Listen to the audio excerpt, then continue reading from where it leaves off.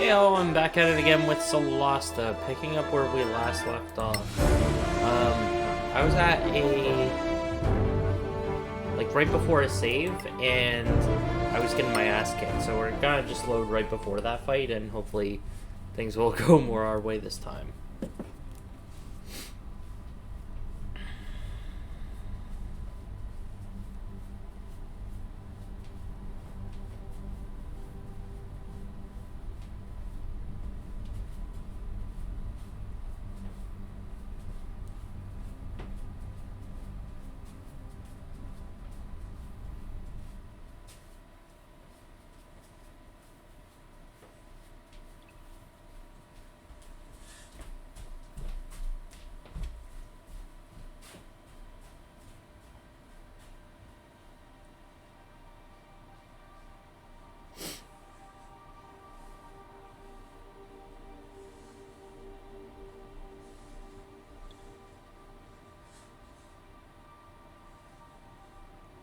One moment, everyone.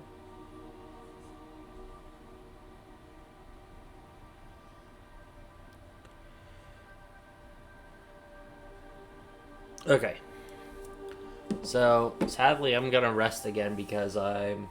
Oh, hey, CL. Yeah, I forgot to set second level spells for the wizard that just hit level 3.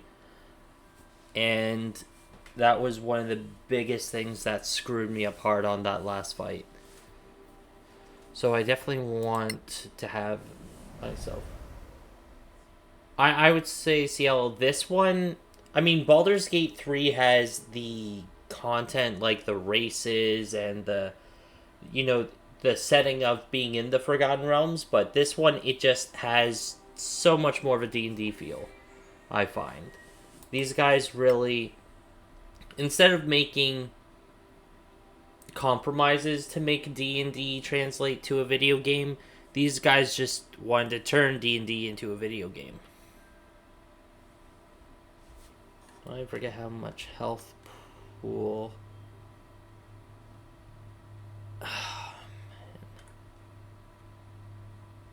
Inflict magical sleep, unable to act until awoken.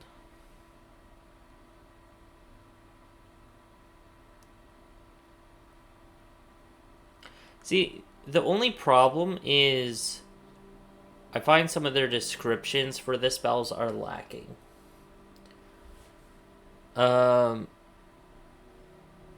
Like sleep here doesn't tell you how many dice get rolled or anything like that.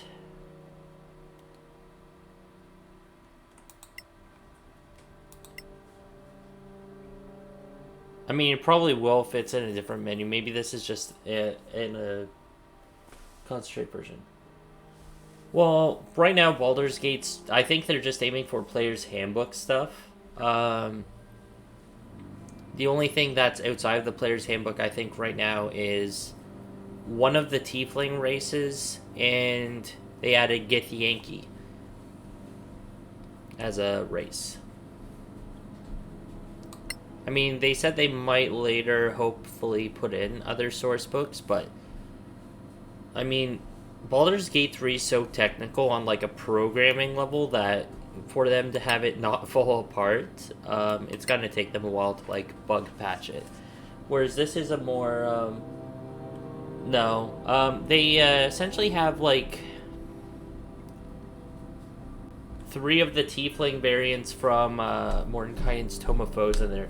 They have Asmodeus tieflings, Mistopheles tieflings, and Zerial tieflings.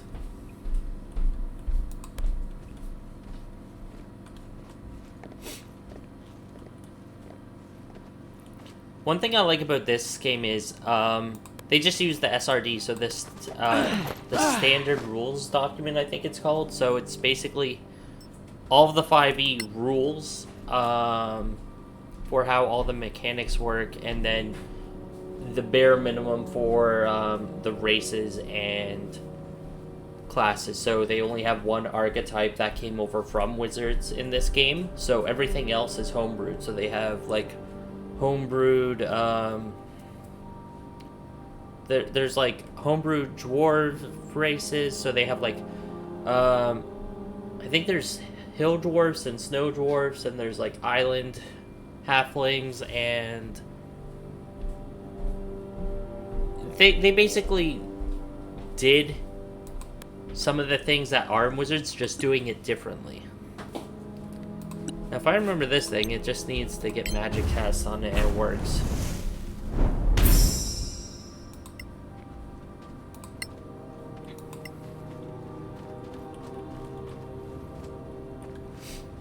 Did we not stay silent? Now, this fight did not go my way last time, so I'm definitely gonna autosave in case the dice roll shit to bed like they did before. Stay hidden. They're here. Sorax? What else could they be? You ready to do this? Get in position. Hit him hard. Take him by surprise. Ready. One thing I gotta say though is, like, even from when I first started, which I think was, besides a few hot fixes, the base version of the early access, they added their first implementation of extra content in a winter update, and the game's already like improved upon in its graphics, its lighting, as well as various other quality of life things. Like, these guys are on it.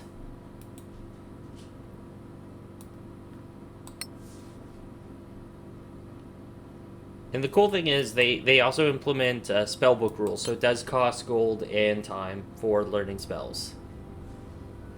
But one thing I forgot is, if you're learning it from a spell scroll, it takes an Arcana check.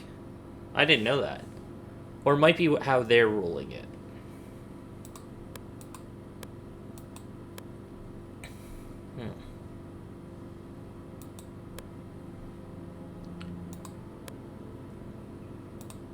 I think someone else has like a spell scroll here she can learn.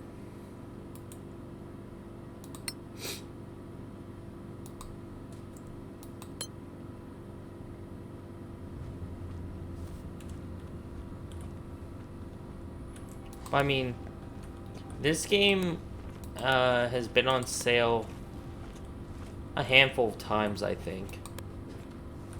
I mean, it only came out in October in its early access.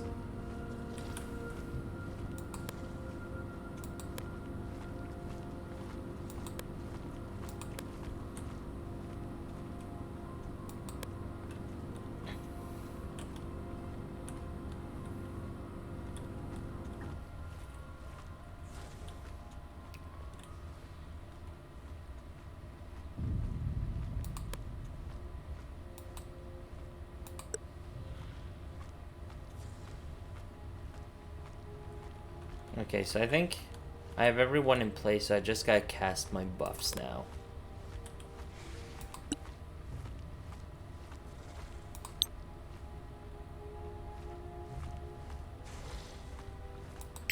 Shield of Faith on the fighter.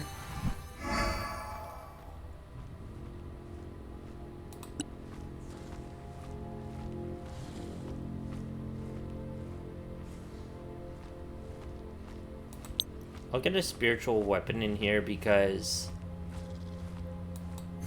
non-concentration. And that starts the battle.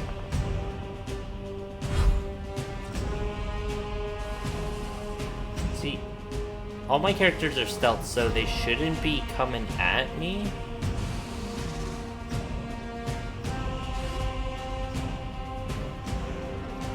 At least my wizard from up here can, like, lure a few of them.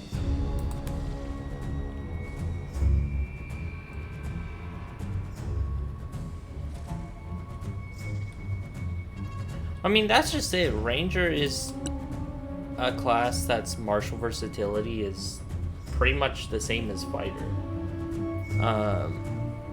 So you can have rangers that are fucking...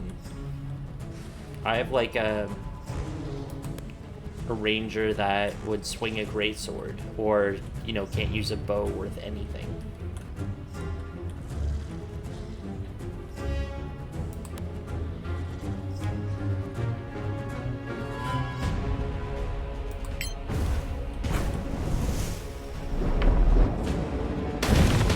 Ooh, So our wizard's no longer stealth, so I'm gonna hide her. Or I gotta name them, that way I get more attached to them. Jira, I guess.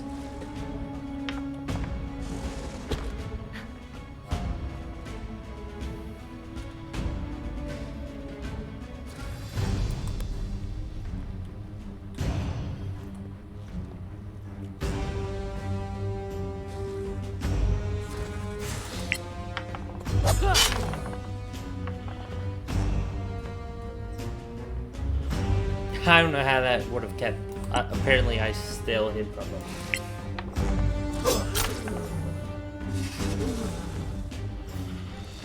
He's still hidden. It's amazing. Okay, next is my cleric.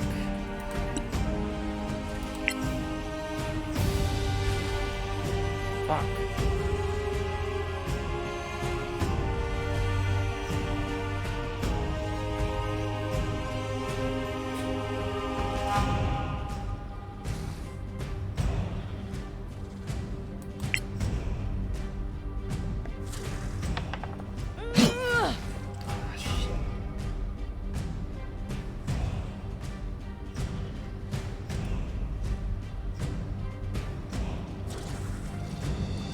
Oh, yeah.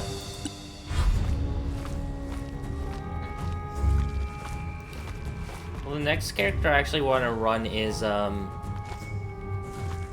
full-on cleric, like Caduceus. You know me, I'm always, like, multi-classing fighters and clerics. God, I gotta get used to commentary and gameplay at the same time. I don't do both. But yeah, no, this would be a full-on cleric using the law domain. What?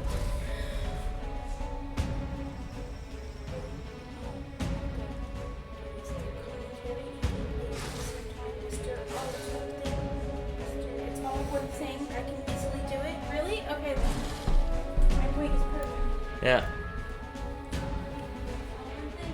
Yep. Yep. Oh no, loophole. Basically he's like a sheriff for a town that burned down, and every new place he shows up, he's like, yeah, so you guys look like you could use some law around here.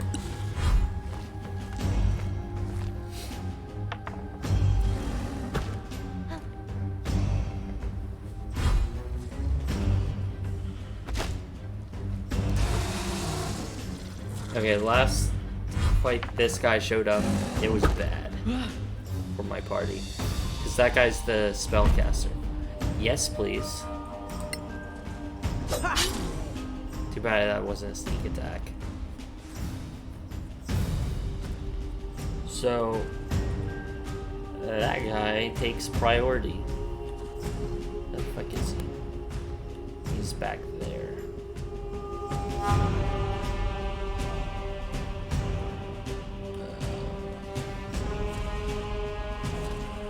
No, in this case, loot just drops.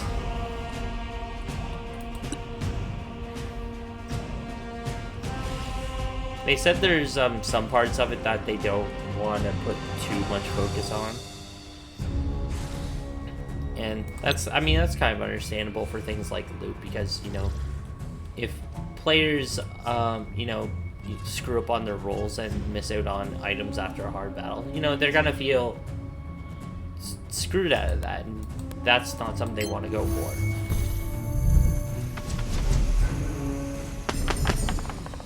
Oh, that was beautiful. Let's get behind this pillar. I think the rule I've learned the most about in playing Solasta is probably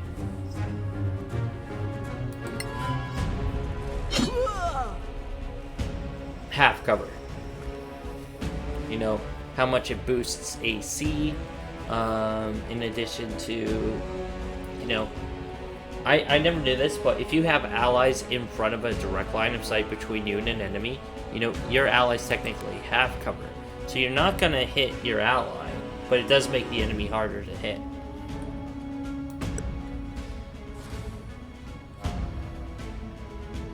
Let's get this guy, because I can sneak attack him. Never mind.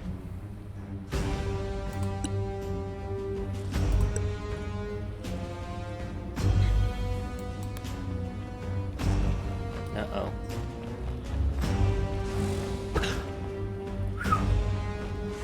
So far the dice have been in my favor, which is not good because of this guy. He's gonna get all the good rolls, which I don't want. So he's got Fly, he's got Scorching Ray, he's got Counter Spell, he's got Guiding Bolt. Like, he's got some nasty shit.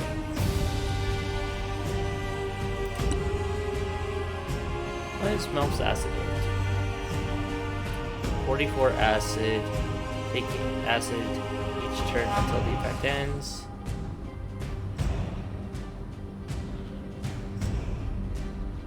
Inflicts acidified. I don't know what that is. Must be a new condition. Yeah. Yeah, it's kind of like your grid-based movement, so it translates very well. Baldur's Gate doesn't do that. So there's a few moments where you're just scratching your head a bit, I find. Where's fucking Clark Kent up in the sky here? Oh, ranged attack with enemy nearby. Well, let's take care of him.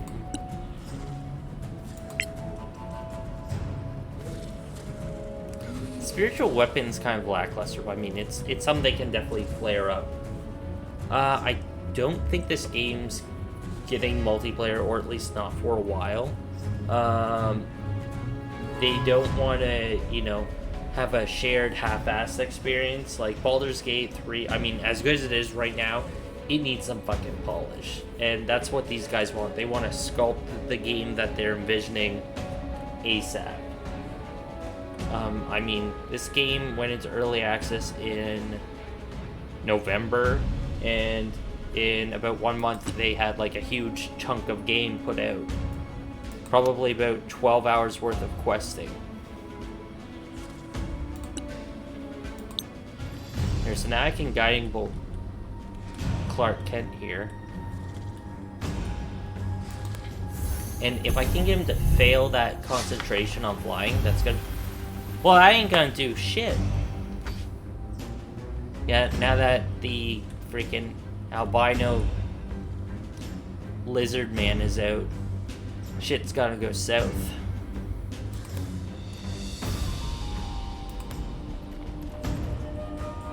But, I mean, I would like to see Solasta multiplayer, but it would have to come way down the line. Yeah, this game was early access around the 20th or something.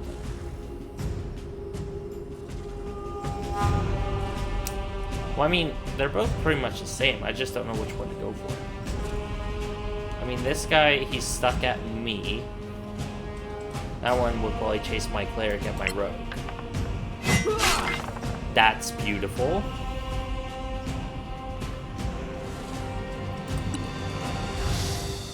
All action surge and... It's wonderful. Yeah, dice are on my favor this round, that's for sure. I mean, these guys aren't too spread out, so I don't think I'll need Expeditious Retreat, but... You know, let's switch to tankier gear here. And that guy isn't going anywhere unless... Because I think with the Shield of Faith on my fighter, he's got 20 AC with the shield now.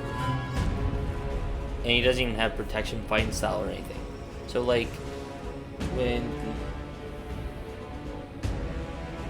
Well, I mean, that is what they kind of do, because if you see here in the left, it does show some info but the reason it communicates that is because I've already killed some of these enemies. So every time you kill an enemy, it actually rolls a survival check, and if you pass it, you learn more knowledge about them, and you unlock certain things at their bestiary or their stat block, which I think is fucking great.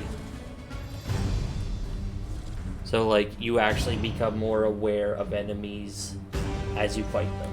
And I think that's so cool. So you learn what saves they're good against, you know, their weak points to exploit. Like, it gives you metagame info in the most non-metagame way. And I, as a DM, I just love that.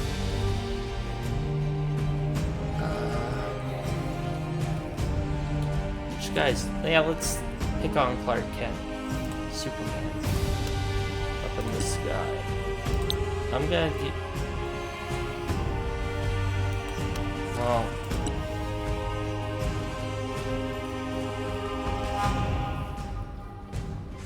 Try to think, if Magic Missile hits him, is that gonna cause 3 different...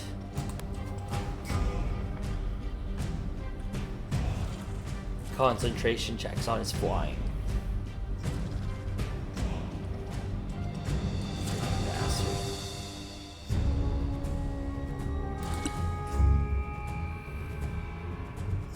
This is, like, this guy's nasty to fight because you already know that if he's got flying, that he's got 3 little spells. Yeah, that's one thing I appreciate too, like, there's this one resource I use, it's, oh my god, he shielded me. Yeah, but there's this resource I use called 5e, or 5e.tools. It's basically a community-fed database of everything 5e. So, like, you know, all of your books, all of your, it's basically 5e Wikipedia. And they do have a resource on there for creating encounters, and one neat thing they do is they actually roll the monster stats. And I mean, I think they said that they are looking at things like that to modify difficulty when they get later on in the game's development. Like, you can select different types of lighting that can affect you, as well as, you know, things like rolled stats. You know, enemies can have random health, or they can have the maximum rolled health out of their hit die.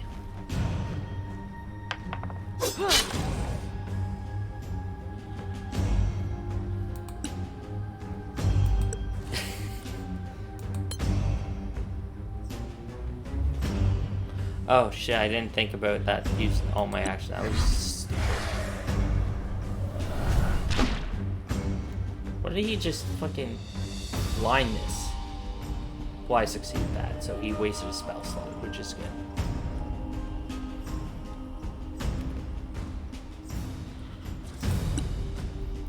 And I mean, Spiritual Weapon is one of my favorite spells, so the fact that it's this little dangly little hammer, it's just, it's not how my mind envisions it.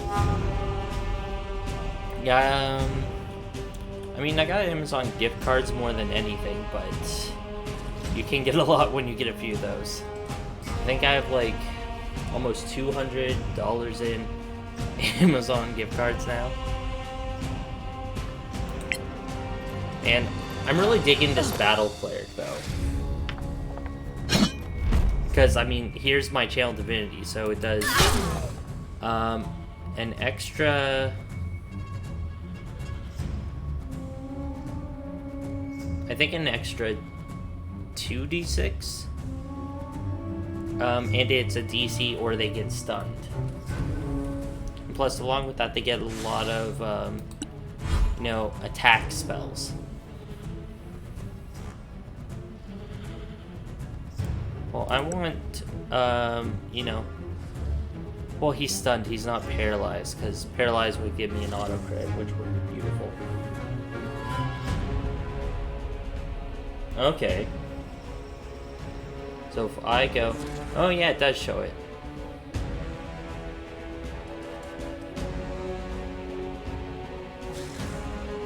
Oh, nice.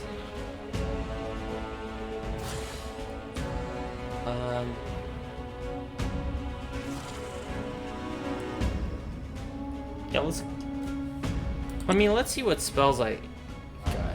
No, I'm not gonna use Burning Hands when there's only one. I should have picked more than just Jump. I think I just took that for, like, treasure chests I've run into that don't, that I can't reach. Because I hate backtracking, so I just want all the resources I can to avoid doing that. So all I've left is Superman.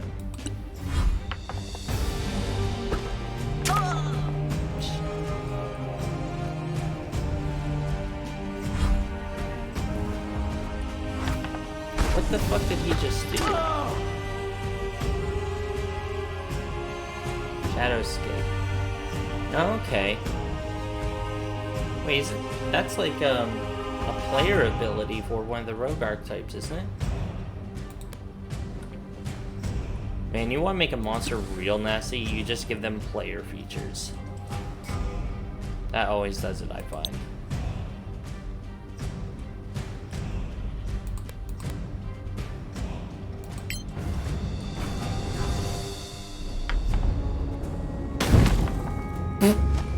Well, there he goes. How much? So, the fall did more damage than anything. So, I'm gonna be smart and... Well, shit, no, my fighter's up here. Because if he was still down by the cleric, I would have cast Expeditious Retreat so he could have dashed as a bonus. And then just get him in there attacking the prone enemy. That's one rule that I saw was screwed up from 5th edition as written, though. If you're attacking a prone enemy, in melee they give you disadvantage, even though it's supposed to be advantage and disadvantage on range. But I mean, you know, a lot of people call me like the encyclopedia whenever there's like... I wouldn't say I'm a rules lawyer because I don't mitigate it in game. I let the DM call the final shot, but you know, I'm just there in case they don't know how the rule works. I can usually like recall it pretty easy, but that's been the only rule I've seen that hasn't added up to, you know, what I know. Like, this game's done a solid fucking job in, you know, making this feel like, you know, I play this and I don't feel like I'm playing a video game. I feel like I'm playing a campaign.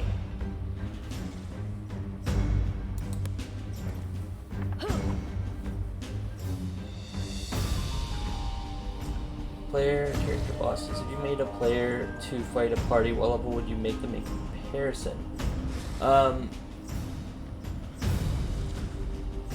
Yeah.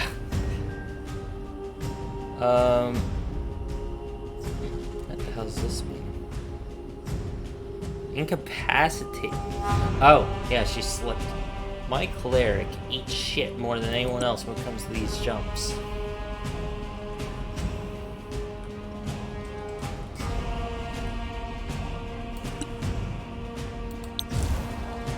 Let's see if I can make it down there. No.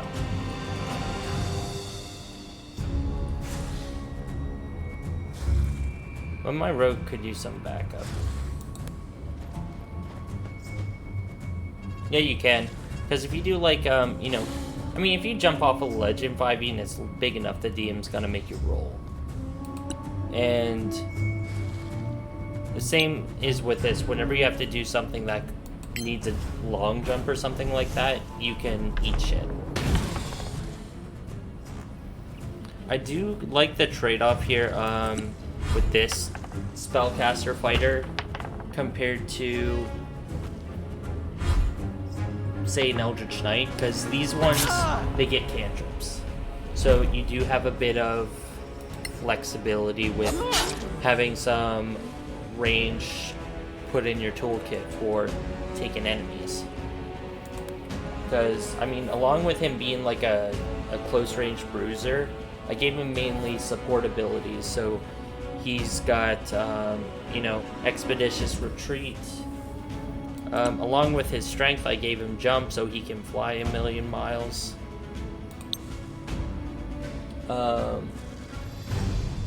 And besides that, I gave him Firebolt because it's like, I think one of the longest range cantrips besides Eldritch Blast.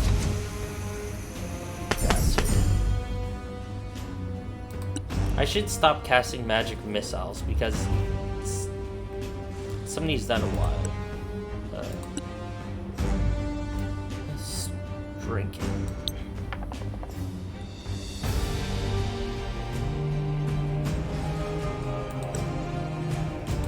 Oh yeah, speaking of a Solasta campaign, I remember reading on their Kickstarter that they're making an actual source book. And after playing this, like, I want to get it. I mean, not that I would do a Solasta campaign because I already have too much shit. Oh my god.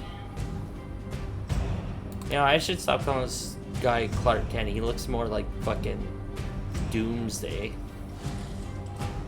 with his current setup.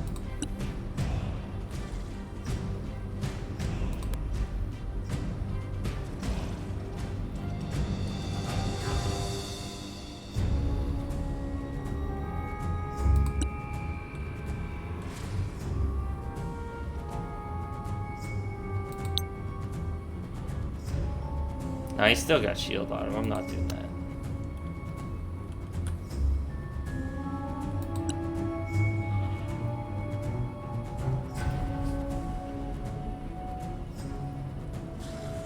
Oh, so that's how it works.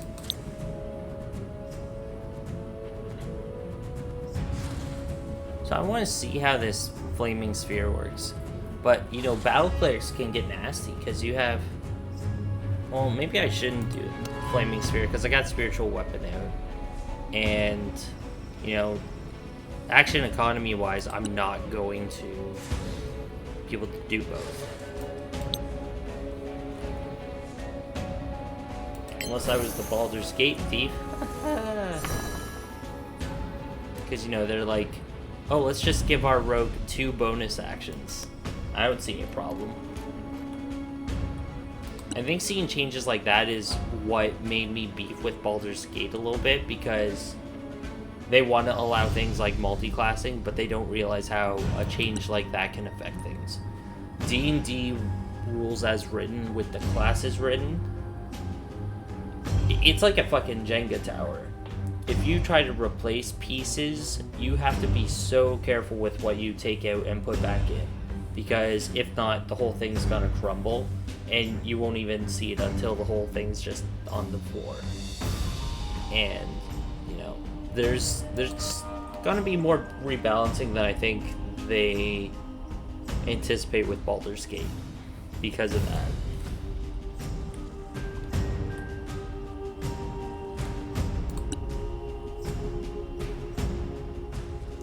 Oh wait, no, I have dash as a bonus. I'm just gonna rush this guy.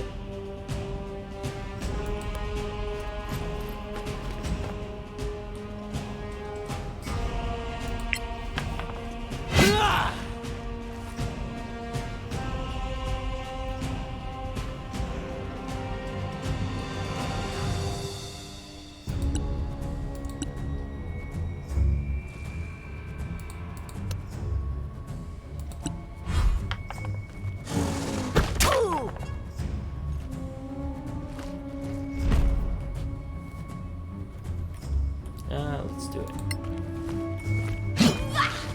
Fuck. What?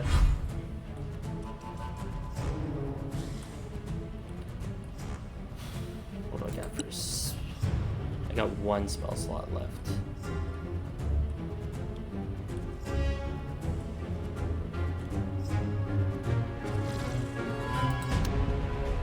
Gonna try to Thunder Wave this goon. Or, sorry, no, Burning Hands. See, I love that they did the 3D, you know, targeting, but they still keep it to the grid. Because that's how so many tables do it. I feel like these guys have played a lot of 5th edition. Oh, nice. Oh, yeah, have you heard Darkest Dungeon 2 is going to be an Epic Game Store exclusive when it's in early access? I think a lot of people are going to be more okay with that, with how much Epic has been doing for like their you know, their free games that they've been doing. So people have been using it more and more, so people are getting less butthurt about that, which is good because, you know, Darkest Dungeon's probably one of my favorite games of this generation, you know, like after the 2010s. And I want to see the second one, you know, just take off.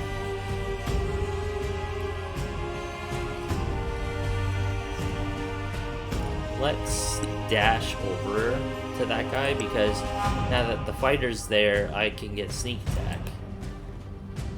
I mean, I could just use my longbow, but or short bow, because, you know, apparently rogues don't get longbow proficiency.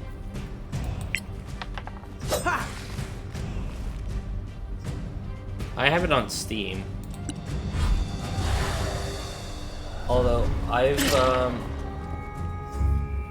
I'm so bad for restarting my file.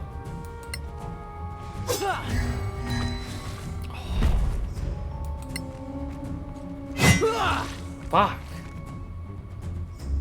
So, a 16 misses, so this guy's got some armor class, that's for sure.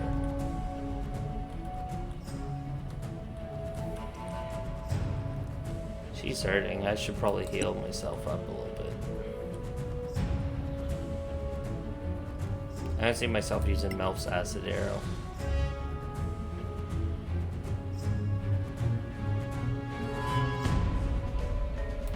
Well, maybe I should.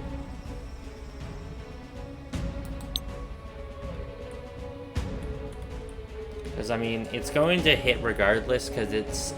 Is it a saving throw? I better check this.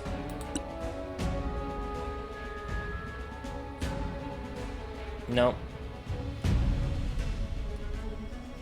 So it's gonna be an attack roll, so no, I have a chance to miss. Oh, it'd be something if I could just, like, spawn Flaming Spear up in the sky and he just... Yeah. Well, the thing, CL, is he's got shield up, so Magic Missile's not gonna do nothing.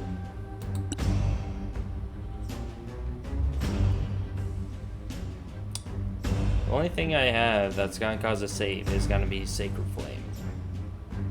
But I mean, with 5 HP,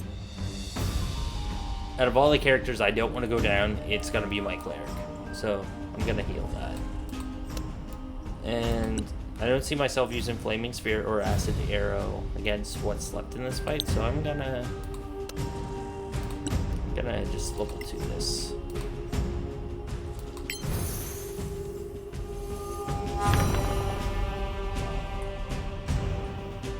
Let's move my spiritual weapon up slowly. Because it's just this guy over here, and then the bastard up there.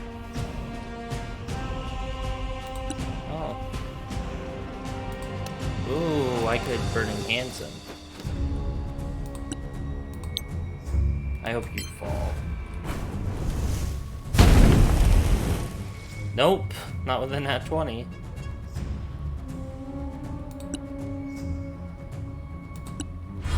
Man, he's going for everyone but my brother.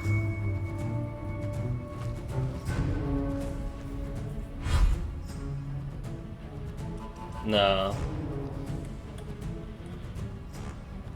No, unfortunately, spiritual weapons play. I mean, that might come into play later, but I don't know.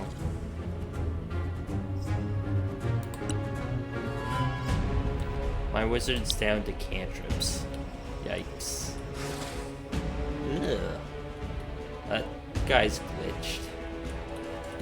Now, I'm just gonna focus fire this guy up here.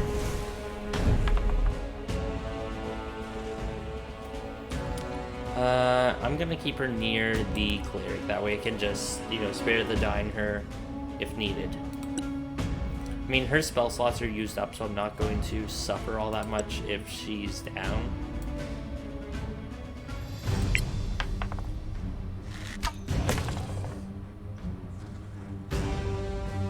Okay, well, at least it shows her concentration.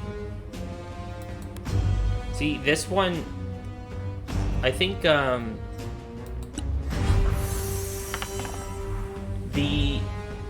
two biggest differences between Baldur's Gate and this, well, I mean, obviously budget, but I mean, like, in the core of the game design, there's two major differences. I think this one adapts, instead of going out of its way to change rules, it adapts them.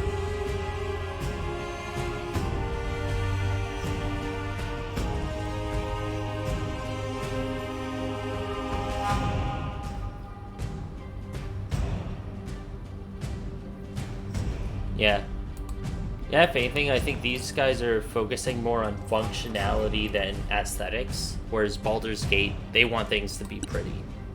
I mean, nothing wrong with things being pretty, but, you know, you want a game that works. I mean, Cyberpunk, for example.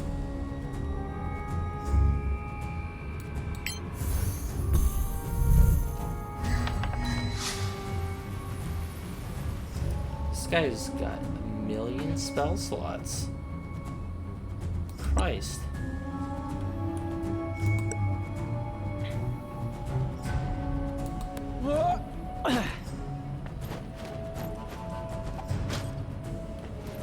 Oh yeah, that's the most beautiful thing I've seen too. Like, hands to the devs for this. The biggest way to avoid, you know, camera issues is instead of having the camera tilt up around a wall or zoom in to avoid the wall, they just have it x-ray through the wall. Like this pillar, I can still see my fighter through it. Yeah. I mean, in Baldur's Gate 3, I mean, they should take the Solasta approach where it looks simple before they go for pretty, because, you know, the tiefling tails are just like ragdolling around, just flying about, and it's something.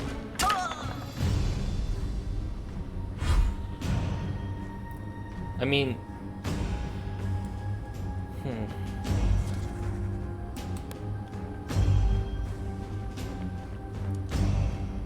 I would say,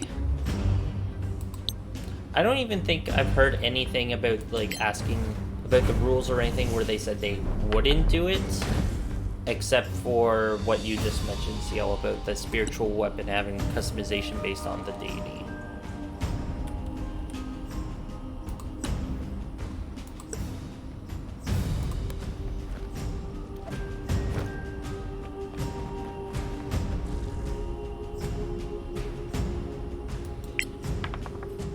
Nat 20! Oh, that was a sneak attack. That would have been so beautiful.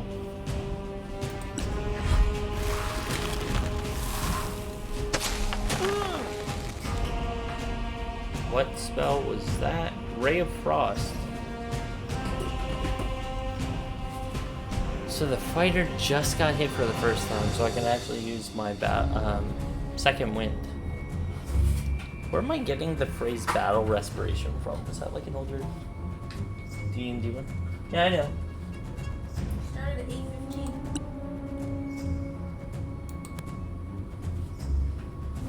Okay, so I can move my spiritual weapon up.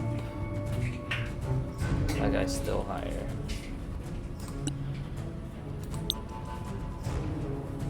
This guy's gotta get taken down.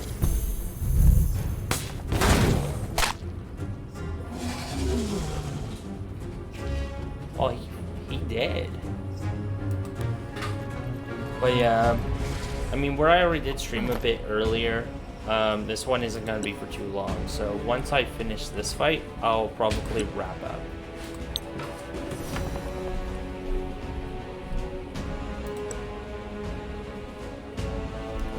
Is that a glitch?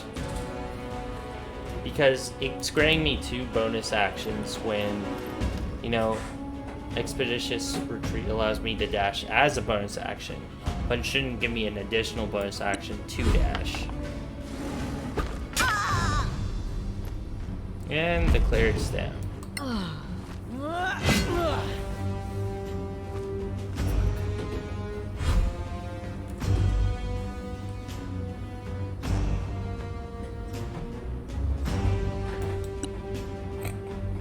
Yeah, I'm gonna hide and give myself an advantage here.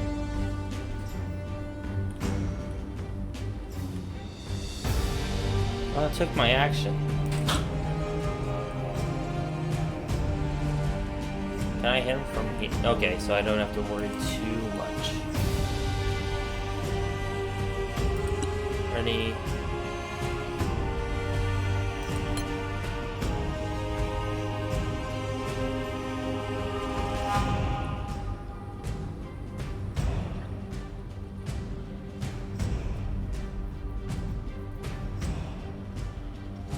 I gotta think careful here. I'm gonna go this way because it limits his movement options a bit.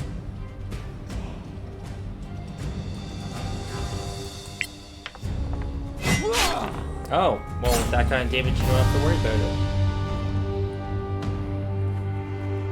it. They didn't die easily. Got every one of those ugly bastards. Now we just need one one thing of I'll- their bloody heads. Let's see here. So I'm gonna loot the bodies. You see here the survival checks that he rolls. That's basically adding to the bestiary. So for each one I fight, it can up the bestiary to let us. One sec. I'm just gonna get these bodies looted right quick.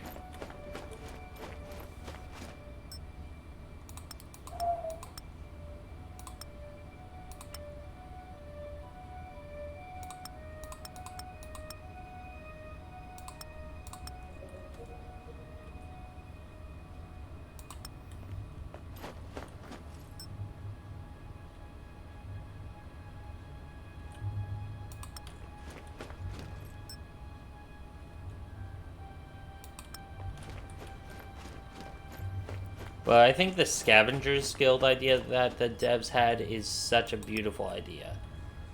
Because it makes me think of, like, the Fallout situation. Where there's, like, just so much loot, but you only got so much space.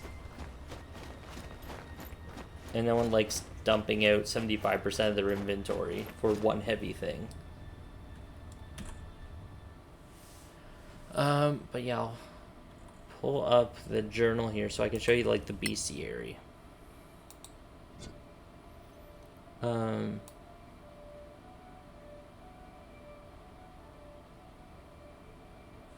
Like here we have the Sorax. So I got one for this guy. So I know almost nothing about it.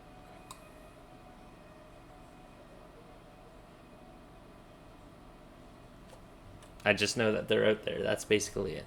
Whereas this one where I have 3 out of 4, I see what they can do for their attacks, their stats here, their actual ability scores.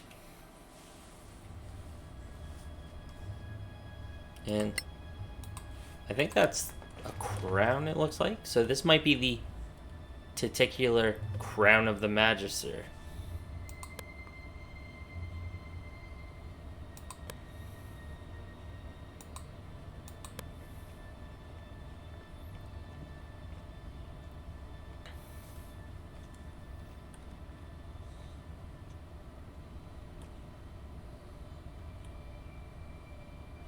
If I short rest, she's gonna be fine. Wait, 57 minutes, so I actually would have to wait 57 minutes? You know how some RPGs have, oh,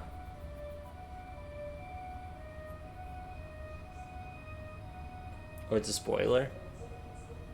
You know how some RPGs have it where you can just sit there and patiently wait for a time? I think they should include that as well. But, like, I mean, I give that option to my parties, that if they want to wait in the middle of a dungeon for something to happen or a cooldown to happen, they can. But, you know, I'm gonna possibly roll an encounter at them every 3 hours.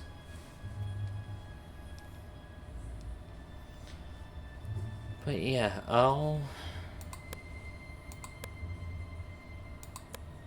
Okay, he's got a potion. I'll just use it on my cleric.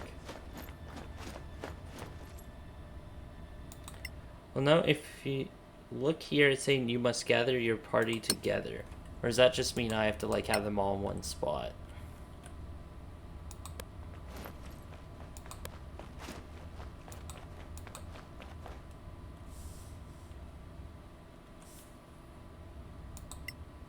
Oh, okay, yeah, that's what it was.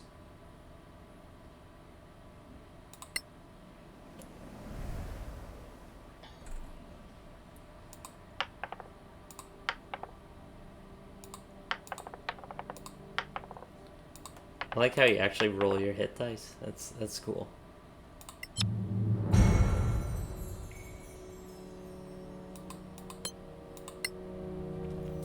Alright, well, I'm gonna save here, and that's where we're gonna wrap up the stream.